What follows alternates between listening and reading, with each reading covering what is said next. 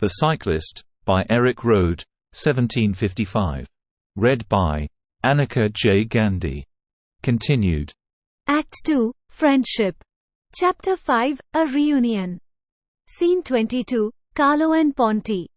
Exactly a week and a couple of days had passed since my initial encounter with Carlo and Ponti.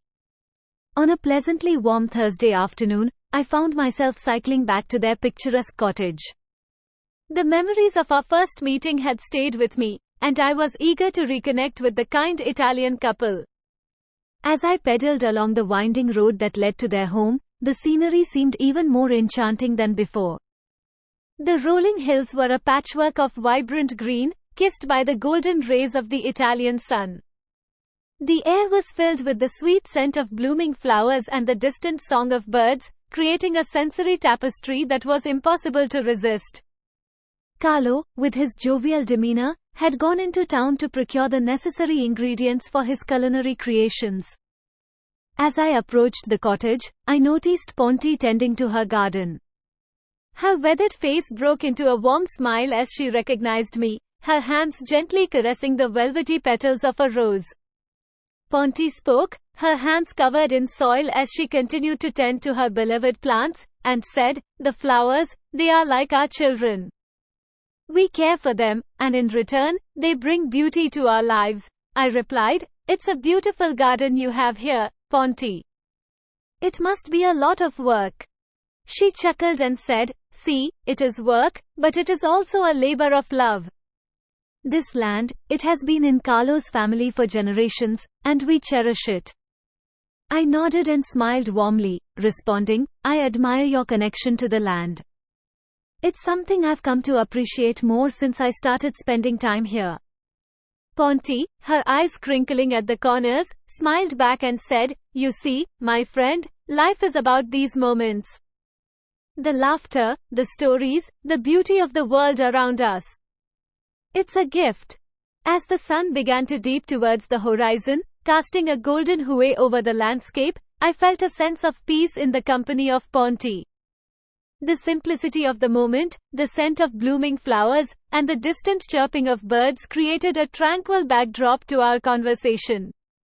I leaned back in the rustic chair on the porch, taking in the breathtaking view, and replied, "You're absolutely right, Ponti. These moments are a gift, and I'm grateful to share them with you and Carlo." She nodded in agreement, her eyes reflecting the wisdom of a life well lived, then said, "Carlo will be back soon, and we will have a meal together. It will be a celebration of friendship and good food." With a contented sigh, I settled in to wait for Carlo's return, knowing that this reunion would be another chapter in the unexpected and delightful story of our friendship. Scene 23, The Welcoming Feast. As the sun dipped lower in the sky, casting a warm, golden glow over the landscape, Carlo's familiar figure emerged on the horizon. He approached with purpose, a wicker basket filled with fresh produce swinging at his side. The gentle breeze carried hints of the countryside's fragrances, earthy soil, blooming flowers, and the promise of a delightful evening ahead. Carlo greeted me with a hearty laugh, his eyes crinkling at the corners with genuine warmth. His bare hug enveloped me, conveying the familiarity of an old friend. It was as though the passage of a mere week had been rendered inconsequential in the face of our burgeoning friendship. Ponti, her hands still bearing the traces of garden work, welcomed me with a smile that radiated the same kindness and sincerity that had marked our first encounter. Together, we carried the basket into the cozy kitchen, where the very air seemed to shimmer with the promise of a culinary masterpiece. The aromas that greeted us were nothing short of enchanting, each scent teasing our senses with its savory allure. Carlo moved with the grace of an artist, his culinary expertise evident in every precise motion. Carlo spoke first, his voice filled with passionate devotion to the art of cooking, saying, "Tonight, we shall embark on a culinary journey, my friend," he declared with a flourish, as he meticulously stirred the risotto, ensuring that every grain absorbed the rich flavors that swirled in the pot. Ponty, her hands a blur of activity, added, "And you, my dear, shall savor the very essence of our Italian home-cooked feast." My anticipation grew with each passing moment, heightened by the delicate clinking of plates and the melodious pop of a wine bottle being uncorked. The deep, crimson red of the wine caught the soft lamplight, promising an exquisite complement to the forthcoming meal. We gathered around the table, a scene of rustic elegance bathed in the gentle glow of the lamps. Carlo's smile was infectious, and the camaraderie that had grown between us over the past week enveloped the room like a warm embrace. Carlo served the risotto with the precision of a maestro conducting an orchestra, each plate receiving equal attention, and the aroma was nothing short of heavenly. Carlo spoke again, his voice a reflection of the pride and joy he took in his craft. "To share a meal is to share one's heart," he said, raising his glass in a toast. We echoed his sentiment, clinking our glasses and savoring the moment. The tender calamari followed, a tribute to Carlo's expertise with seafood. Each bite was a journey to the sea, a taste of its depths and mysteries, and it left an indelible mark on my senses.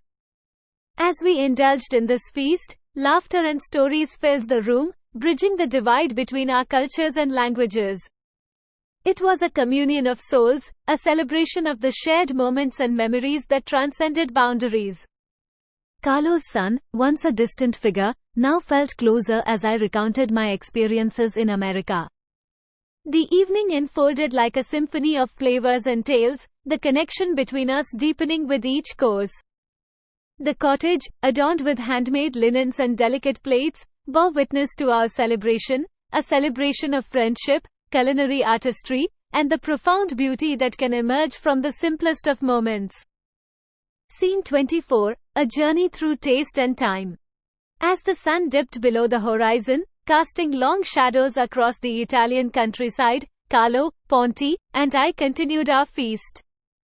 Each bite of the delectable food Carlo had prepared felt like a voyage through the flavors of Italy itself. The warmth of the cottage and the fragrance of the dishes filled the air, creating a cocoon of comfort and camaraderie. Carlo spoke first, his voice carrying the weight of our shared experience. "You know," he said, his eyes twinkling with nostalgia, "I used to be quite the cyclist in my younger days. These hills," he gestured to the landscape outside, "they've witnessed many a race between friends and me." Ponty, her gaze fixed on Carlo, added with a fond smile, "Ah, yes, and those races, they were always followed by hearty meals just like this one." I replied, my own memories triggered by their words, "It's amazing how food and cycling seem to go hand in hand in this part of the world." I remember riding through the streets of New York, stopping at food carts for a quick bite. Carlo leaned back in his chair, a look of contentment on his face, and continued, "You see, my friend, food and stories, they are the threads that weave the tapestry of our lives." Ponty nodded in agreement, her hands gesturing as she spoke. "Yes, and every meal, every story shared, brings us closer. It's a celebration of life." As we savored each bite, Carlo's tales of his youth flowed like a gentle river. He spoke of the winding roads he used to race along, the exhilaration of the wind in his hair, and the friendships forged on those journeys. I added, "It's incredible how cycling can connect people, no matter where they're from. It's a universal language of sorts." Ponty, her eyes gleaming with pride for her husband, chimed in, "Carlo has always been a man of passion. Whether it's cycling or cooking, he puts his heart into everything." Between bites of the savory dishes, I shared stories of my own upbringing in bustling New York City. The hustle and bustle of city life, the blaring horns of taxis, and the thrill of racing down the avenues on my bike came alive in the quiet cottage. Carlo and Ponty listened with rapt attention, the cultural exchange between us strengthening the bonds of our friendship.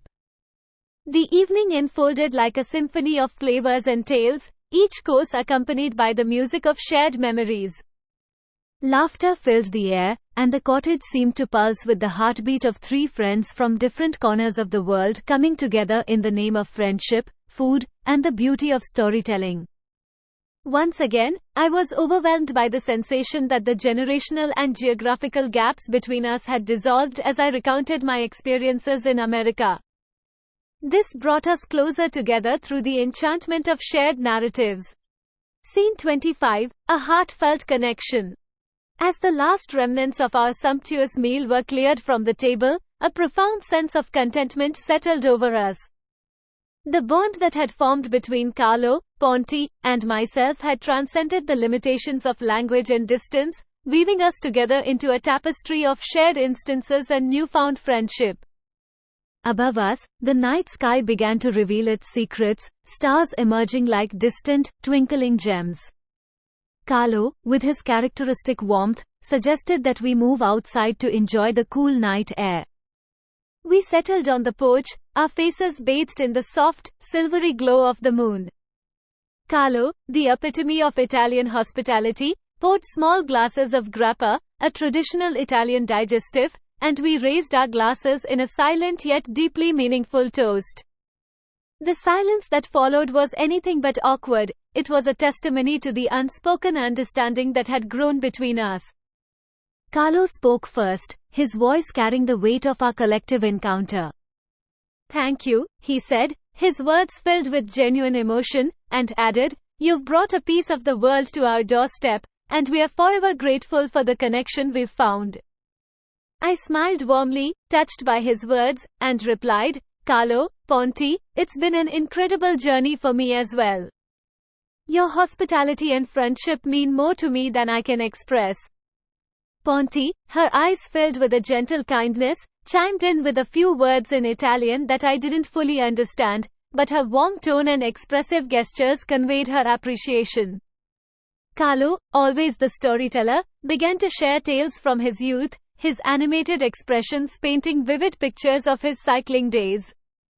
"I remember cycling through these very hills," he said, his eyes sparkling with nostalgia. Then he added, "The wind in my hair, the scent of the fields in my nose, it was freedom, my friend." Ponti nodded, her eyes twinkling with fondness as she listened to Carlo's stories. It was evident that their bond ran deep, forged over decades of shared adventures and unwavering companionship. They had weathered life's storms together, finding solace and joy in the simplicity of their existence. As the night deepened and the stars shone brighter, I realized that this was more than just a meal shared under the stars. It was a celebration of life, of love, and of the unbreakable bonds that form when hearts open to one another. And as I gazed at the vast expanse of the Italian countryside, I knew that the memory of this evening would forever be etched in my heart, a tribute to the magic that can be found in the simplest of moments and the profound connections that can be forged when we open ourselves to the world and its people. Scene 26, the tale of Carlo's youth. Amidst my visits to Carlo and Ponti's cottage, a captivating chapter of Carlo's past unfolded against the backdrop of the idyllic Italian countryside. The rolling hills and vibrant landscapes seemed to echo the rich history that Carlo held within his heart. By now, a period marked by healing after the ravages of World War II. Yet, Carlo's story reached further back, stretching into the turbulent days of World War I. Carlo, now aged and weathered, had once been a young man of around 15 or 17 during those tumultuous years. In a small village cradled by the embrace of the mountains, Carlo's family flourished amidst the picturesque beauty of Italy.